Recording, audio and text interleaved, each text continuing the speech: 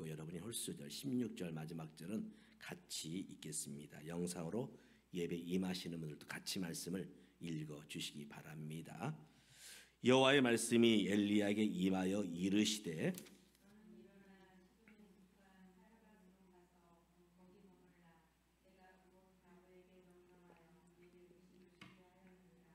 그가 일어나 사르밧으로 가서 성문에 이를 때에 한 과부가 그곳에서 나무 가지를 줍는지라. 이에 불러 이르되 청하건대 그릇에 물을 조금 가져다가 내가 마시게 하라.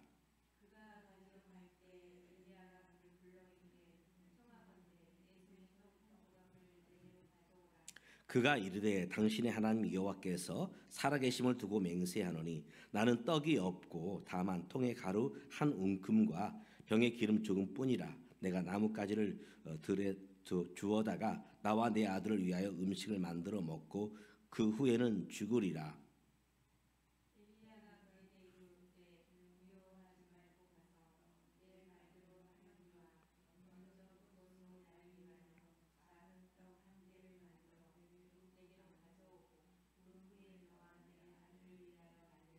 이스라엘 하나님 여호와의 말씀이 나 여호와가 비를 지면에 내리는 날까지 그 통에 가루가 떨어지지 아니하고 그 병에 기름이 없어지지 아니하리라 하셨느니라.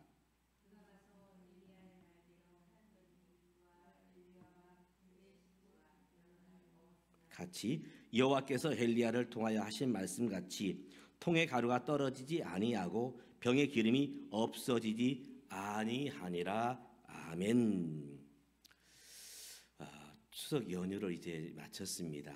추석 연휴가 어떤 분에게는 길었고 또 어떤 분에게는 짧았다, 그런 이야기들이 있습니다. 여러분들은 추석 연휴를 어떻게 보냈습니까? 저는 이제 코로나 이제 그 마지막을 보내면서 이제 유튜브에 보니까 여러 가지 주제의 영상들이 올라와 있더라고요. 그러면서 제가 이제 문득 클릭을 했더니 중국에서 만든 짧은 드라마, 짧은 쇼츠 영상들이 많이 올라와 있더라고요. 그래서 클릭을 했더니 이제 중국 배우들이 실제로 나와서 이제 그 열연을 한 것 같은데 어떤 분 얘기를 또 들어보니까 이게 AI로 만든 것이다, 그런 이야기도 있더라고요. 그래서 몇 개의 이제 쇼츠 드라마 영상을 보았더니 주제가 비슷하더라고요. 어떤 주제냐? 우리나라 드라마에, 우리나라 영화에 자주 등장하는 그런 줄거리였습니다. 어떤 사람이 금수저로 태어났지만 어떻게 하다 보니까 흙수저 인생이 되었고 정말 살면서 어려움을 겪고 그러면서 그가 마침내 이제 헤어졌던 부모님을 만나게 되고 잘 먹고 잘 살았다, 해피엔딩으로 끝나는 이제 다시 금수저로 회복하는 그런 쇼츠 드라마 영상이었습니다. 그러면서 제가 성경과 좀 비슷한 부분이 있겠구나 하는 생각이 들었어요. 하나님께서 우리 인생을 만드실 때에 사실은 금수저 인생으로 만드셨습니다. 우리 인생을 만드실 때, 사람을 만드실 때 하나님의 형상을 이제 빗대어서 우리 사람 인생을 만드셨죠. 그래서 하나님의 형상을 따라서 지음받은 사람, 그는 존귀한 자였고 가장 아름다운 그런 자였다고 성경은 증거하고 있지요. 그러나 사람들의 마음속에 욕심이 들어가게 되었고 그 욕심이 결국 죄를 가져왔고 그 죄는 우리 인간에게 씻을 수 없는 바로 죽음과 사망을 가져오게 되었지요. 그러면서 이 땅의 삶은 고난이요, 아픔이요, 이제 어려움 가운데 삶을 살아야 했습니다. 이러한 인생을 위해서 하나님은 독생자 예수님을 우리에게 보내주셨고 누구든지 예수를 믿는 자마다 구원을 주시는 하나님의 은혜를 허락해 주셨습니다. 구약 성경에 보면 특별히 출애굽기를 통해서 이와 비슷한 그런 주제로 우리에게 말씀해 주십니다. 이스라엘 백성들이 애굽에 살 때 그들은 금수저였습니다. 당시 애굽의 총리는 요셉이었고 이제 기근을 피해서 이제 요셉의 가족들이, 야곱의 아들, 딸들이, 손주들이 이제 애굽으로 내려가 살게 됩니다. 그런 시간이 점점 흘러가면서 그들은 종으로, 노예로 전락하게 됩니다. 흙수저 인생이 되죠. 고난과 시름 가운데 있을 때 하나님은 이스라엘 백성을 구원하시기 위해서 모세를 세우시고 모세를 통해서 이제 이 종되었던 애굽을 떠나게 하십니다. 해방을 주시죠. 자유를 주십니다. 하나님은 말씀하십니다. 내가 너희에게 약속한 땅, 아브라함에게 약속했고 이삭에게 약속했던 그 땅을 주마. 그들이 이제 이 애굽에서 나와서 이제 가나안 땅을 향해서 가게 됩니다. 사실 곧바로 가나안은 펼쳐지지 않았습니다. 광야였습니다. 광야에서 이스라엘 백성들은 참으로 고단한 시간을 거쳐야 했습니다. 우리 예수 믿으면 구원받는다. 예수 믿으면 구원받는다. 분명히 그것은 사실입니다. 예수 믿으면 우리가 하나님의 자녀가 되고 우리는 이제 저 천국과 영생을 누리는 자로 우리는 살게 됩니다. 그러나 우리는 예수 믿었지만 여전히 오늘 우리가 맞닥뜨린 현실은 힘들고 어려운 현실입니다. 왜 그럴까? 이스라엘 백성에게 왜 가나안 땅을 곧바로 주시지 않고 광야를 거치게 하셨을까? 그것은 오늘 우리가 이 땅에서 주님을 섬기고 살아가지만 왜 우리 가운데 어려움이 있을까? 고난이 있을까? 힘든 여정들이 있을까? 비슷한 이제 사이클을 가지고 있지요. 신명기 8장 3절에 오면 왜 하나님께서 이스라엘 백성에게 또 우리에게 이 광야 길을 걷게 하실까? 그 이유는 이것입니다. 너를 낮추시며 너를 줄이게 하시며 또 너도 알지 못하며 내 조상들도 알지 못하는 만나를 내게 먹이신 것은 사람이 떡으로만 사는 것이 아니요 여호와의 입에서 나오는 모든 말씀으로 사는 줄을 내가 알게 하려 하심이라. 이스라엘 백성들을 왜 광야 길을 걷게 하셨을까? 바로 그것은 하나님을 알게 하도록, 그리고 우리가 살아감에 있어서 필요한 것은 이 땅의 떡도 필요하지만 바로 하나님의 말씀이 필요한 사실을 알게 하시기 위해서 이 광야 길을 하나님께서 허락하셨다는 것입니다. 바로 우리를 낮추시기 위함이죠. 낮추시기 위함. 사실 우리가 아무런 어려움 없이 고난 없이 인생을 지난다면 사실 우리는 그 삶의 목적, 삶의 의미, 사실은 오직 나만 생각하며 삶을 살아갑니다. 그러나 이 고난의 시간을 보내면서 비로소 다른 사람을 생각하게 되고 하나님을 바라보게 되는 것이죠. 등 따시고 배부르면 우리 인생은 하나님을 잊어버리게 되어 있습니다. 아무런 어려움이 없으면 우리가 기도하지 않습니다. 어려움이 있을 때 비로소 기도하고, 어려움이 있을 때 나만 어려움을 겪는 것이 아니라 옆에 있는 사람들 함께 어려움을 겪는 것이구나. 우리는 보통 그렇게 표현합니다. 남자는 군대 가야 사람이 된다. 무슨 말일까요? 군대 가서 참 고난의 시간이죠. 힘든 시간입니다. 그 힘듦의 시간을 겪으면서 그가 인내하게 되고 거기서 이제 함께 이 군생활하는 동료, 전우들을 돌아보게 되는 것입니다. 바로 어려움을 통해서 다른 사람을 돌아보고 나의 연약함을 인정할 줄 아는 것, 바로 이것이 인생의 깊이를 아는 사람의 삶의 모습일 것입니다. 제가 이제 2주 전에 코로나에 또 확진되어서 한 주간 동안 이제 자가격리를 했었는데요. 나는 건강한 것 같은데 왜 나에게 이런 것이 찾아올까? 그러면서 느끼는 것은 참 인간은 약하구나. 작은 감기 하나도 사실은 이기지 못합니다. 이것이 우리 인생이에요. 우리 인생이 참으로 능력이 있는 것 같고 똑똑한 것 같고 힘이 있는 것 같지만 사실은 작은 병균 하나도 이기지 못합니다.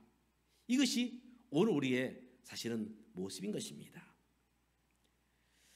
우리가 힘들고 어려운 시간을 지날 때에 특별히 이 광야라는 것은 그런 의미를 가지고 있습니다. 힘들고 어려운 시간들,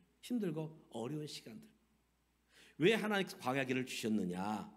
이것을 통해서 우리를 낮추시며 이것을 통해서 하나님을 의지하는 법을 배우게 하시며 이것을 통해서 다른 사람을 돌아보도록 우리에게 광야길을 허락하신 것이죠. 오늘 본문에 보면 한 과부가 나옵니다. 남편을 일찍 떠나보내고 이제 홀로이 어린 자식을 키우는 이 과부가 나옵니다. 특별히 이 시대는 참 힘들고 어려웠습니다. 당시 이스라엘 백성들은 하나님을 섬겨야 했는데 그는 하나님을 떠납니다. 그리고 우상들을 섬기게 됩니다. 이때 임금이 누구였느냐? 이때 임금이 아합 임금이었습니다. 아합. 성경은 아합에 대해서 이렇게 표현하고 있습니다. 아합이 그의 이전의 모든 사람보다 여호와 보시기에 악을 더욱 행했다. 악을 더욱 행했다. 왜 그렇게 그가 악해졌는가? 왜 그가 하나님을 버리고 우상 숭배를 하게 되었는가? 이 아합은 정치적인 목적을 가지고 정략 결혼을 합니다. 정략 결혼. 순수한 사랑에 의해서 그 아내를 사랑해서 결혼한 것이 아니라 정략적으로 정치적인 문제를 해결하기 위해서 정략 결혼을 해요. 시돈 사람의 딸 공주 이세벨과 결혼하게 됩니다. 이세벨은 공주였지만 무당이었습니다. 무당. 특별히 이 사람은 이 바알과 아세라를 섬기는 골수분자예요. 이러한 여인과 결혼하게 돼요. 이세벨이 시집으로 와서 이스라엘이 시집에 와서 그가 한 일이 무엇이냐? 아합 왕을 꼬드겨서 하나님을 섬기지 못하도록, 하나님께 예배하지 못하도록 여러 가지 정치적인 일들을 행하게 됐죠.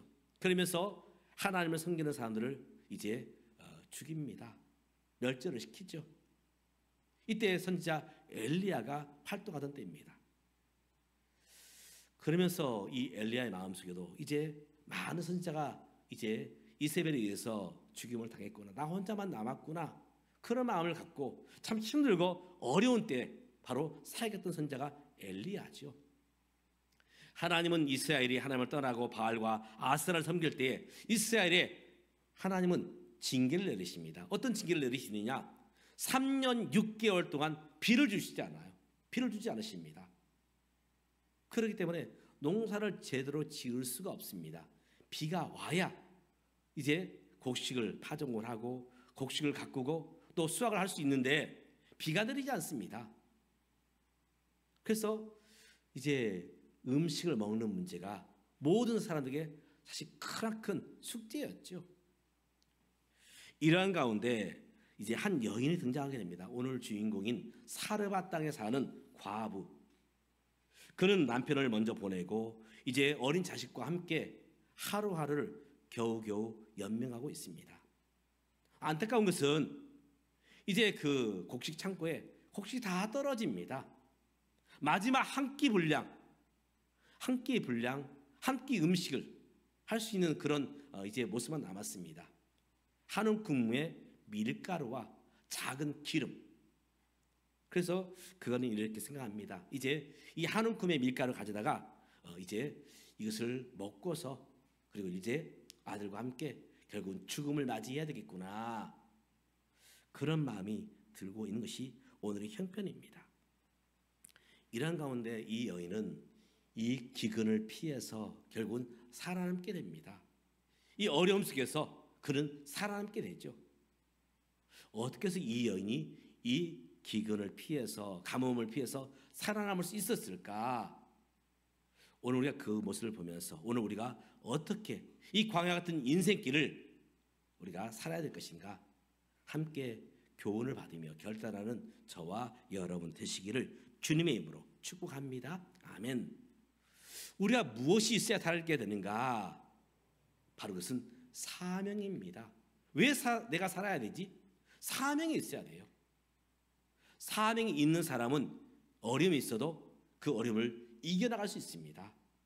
그런 사명이 없으면, 사명을 잊어버리면 왜 살아야 되는지, 왜 공부해야 되는지, 왜 일해야 되는지, 왜 예수를 믿어야 되는지 목적을 잃어버리면 사실은 그 의미를 찾을 수가 없게 되고 결국은 그는 결국 속절없이 이 땅의 삶을 마치게 되는 것이죠.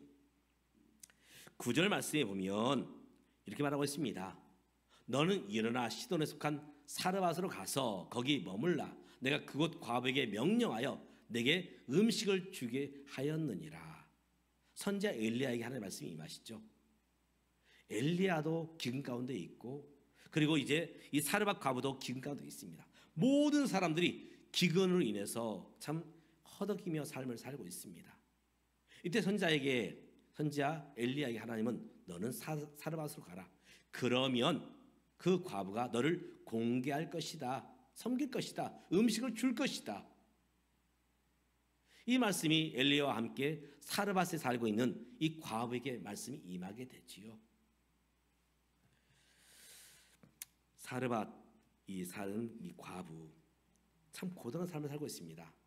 남편 없이 아이를 키운다는 것 지금도 힘들지만 당시에는 정말 힘들고 어려웠습니다. 바로 정말 이 탄식하면서 남편 없는 삶을 살아갈 때에 그가 얼마나 힘들고 어려웠을까. 하루하루 사는 것이 사실은 그렇게 즐거운 참 기쁜 날이 있는 그런 삶이 아니었을 것입니다. 날마다 탄식이요, 날마다 아픔이요, 눈물이었을 것입니다. 참 혼자 있다, 아무 나를 도와주지 않는다, 그것처럼 힘듦이 없습니다.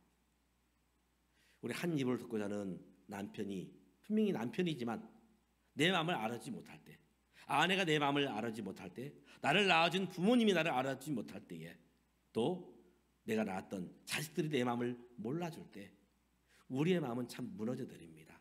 나는 혼자구나, 혼자구나. 어쩌면 사르밧 여인, 그는 혼자구나. 남편 없이 혼자 삶을 살아가는 그 모습.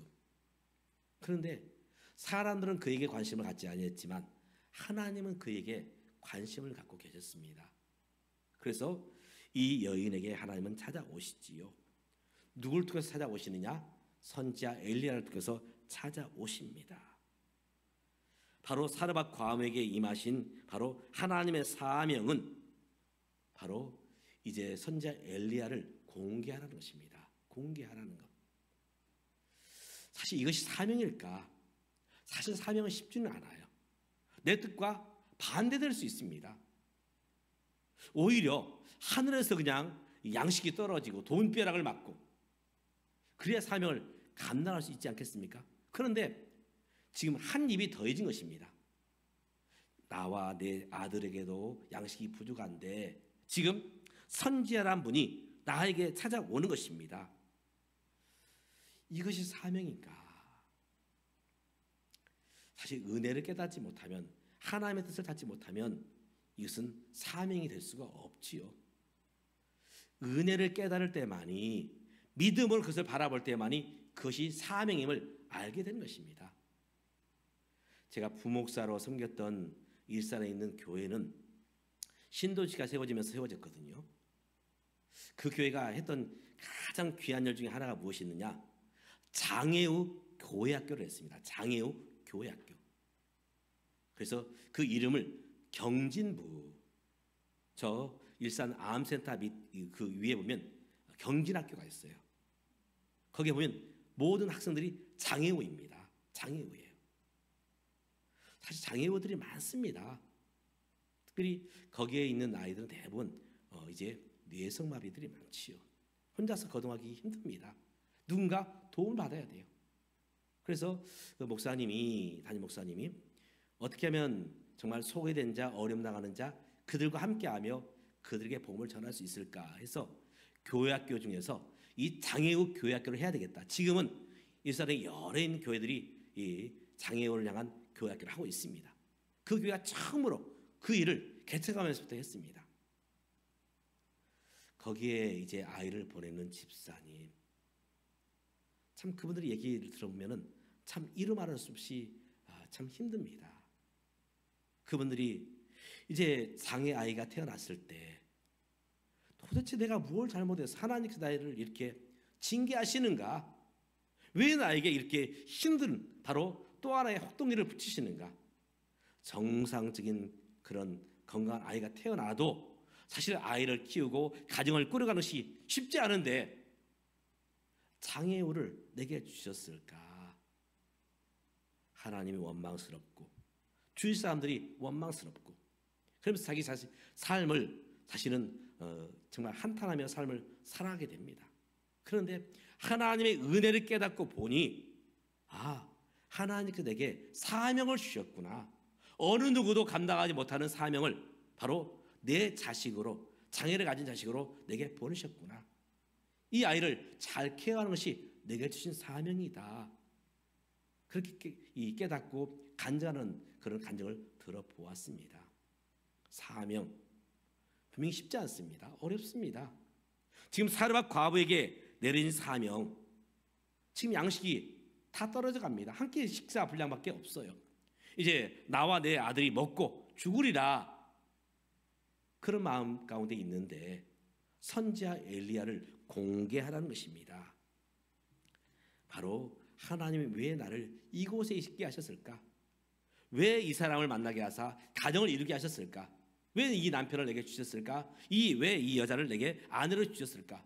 왜 정말 많은 이제 금수저 그런 어른들이 있는데 나를 이 흙수저 집안에 보내셨을까? 많고 많은 교회 중에서 나를 왜 이 작은 교회에 보내셨을까? 분명히 거기에는 하나님의 뜻과 계획이 있다는 것입니다. 오늘 우리가 인생을 살아가면서 하나님의 뜻을 발견하고 그 계획 가운데 하나님 주신 사명을 깨닫는 저와 여러분 되시기를 주님의 이름으로 축복합니다. 아멘. 두 번째로 이 사르밧 과부는 바로 사명을 감당할 때에 하나님 말씀에 순종하게 됩니다. 믿음과 순종. 엘리야가 드디어 이제 사르밧 과부의 집에 왔습니다. 그때 이 사르밧 과부는 무엇을 하고 있었느냐? 나뭇가지를 주워다가 불을 떼기 위해서 이제 아궁이에 불을 피워서 떡을 만들어서 그것을 먹고서 아들과 함께 이제 죽음을 맞이해야 되겠다, 그런 마음 가운데 이제 나뭇가지를 줍고 있었습니다. 이때에 선지자 엘리야가 그의 집에 방문하게 됩니다. 그러면서 하는 말은 나에게 떡을 만들어 달라. 참 어처구니 없는 요구를 하고 있지요. 이제 이 작은 떡을 만들어서 나와 내 아들을 이제 먹이고 이제 함께 죽음을 기다리려고 하는데 선지자라는 사람이 와서 그 떡을 달라는 것입니다. 우리가 쓰는 말로 벼룩에 뭘 빼먹어요? 간을 빼먹으려고 그래요. 얼토당토 없는 그런 요구를 하고 있습니다. 그때 선지자 엘리야가 말합니다. 내가 내 말을 순종하면 하나님의 축복을 너가 경험하게 될 것이다. 너희 밀가루가 떨어지지 아니할 것이고 너희 기름통에서 기름이 떨어지지 아니할 것이다. 그런데 이 사르밧 과부는 그 말을 믿어요. 그리고 순종합니다. 그래서 오늘 말씀에 보니까 이렇게 말하고 있습니다. 엘리야가 그에게 이르되 두려워하지 말고 가서 내 말대로 하려니와 먼저 그것으로 나를 위하여 작은 떡 한 개를 만들어 내게로 가져오고 그 후에 너와 내 아들을 위하여 만들라. 사실 그 한 끼 식사 분량 선지자에게 대답하고 나면 없어요, 사실은.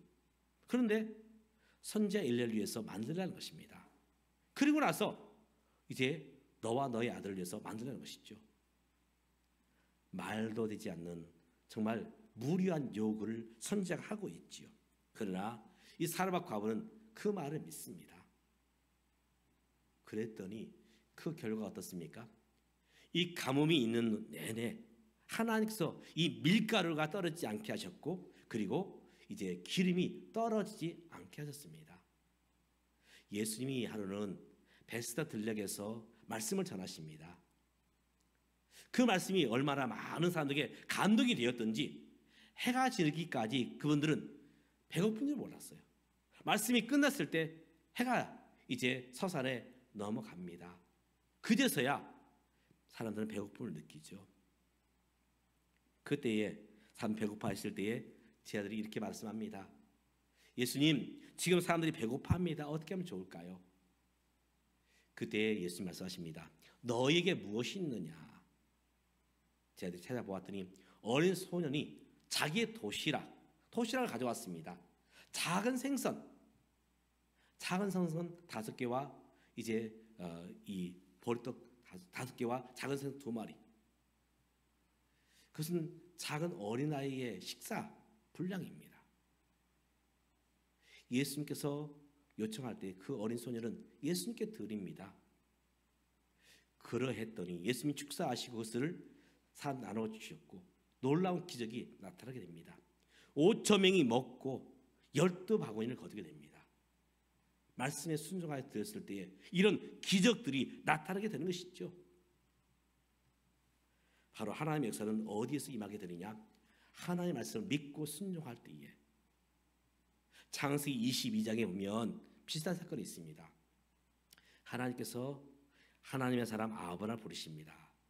하시는 말씀은 정말 말도 안 되는 얘기를 하십니다. 너는 너의 독자 아들 이삭을 모리아의 산에 가서 번제로 바치라. 다시 말해서 그를 죽여서 번제물로 바치라는 것입니다. 하나님께서 약속하신 아들이에요. 100세에 나왔습니다. 근데 그 아들을 하나님께 바치는 것입니다.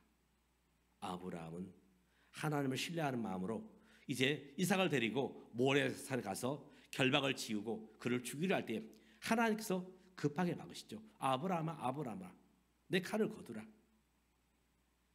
그리고 주위를 둘러보았더니 바로 어린 양이 숯불에 이제 빠져 있는 것입니다.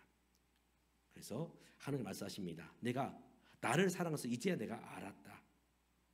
그러면서 그 어린 양을 통해서 제물을 받으시죠. 그러면서 하나님은 아브라함을 축복하시는데 가는 곳마다 하나님 준비하십니다. 그래서 그곳 이름을 여호와 이레라, 준비하신 하나님이시다, 이렇게 그 땅의 이름을 붙이게 됩니다. 우리가 삶을 살아갈 때 특별히 이 광야의 시간을 지날 때가 있습니다. 지금 많은 분들이 힘들다, 어렵다 그런 이야기를 합니다. 우리가 이때에 어떻게 살아야 될 것인가? 우리는 두 가지를 우리의 마음속에 두어야 됩니다.